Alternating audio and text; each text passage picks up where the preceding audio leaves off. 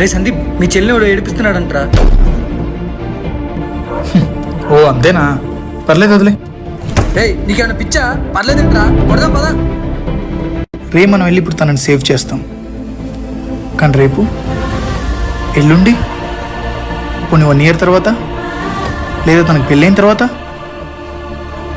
ప్రతిసారి వెళ్ళి తనని సేవ్ చేయడం కుదరదు కదా. చూద్దాం ఏం జరుగుద్దో.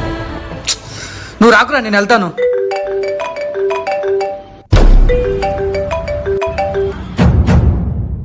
హలో చెల్లి, చెప్పురా.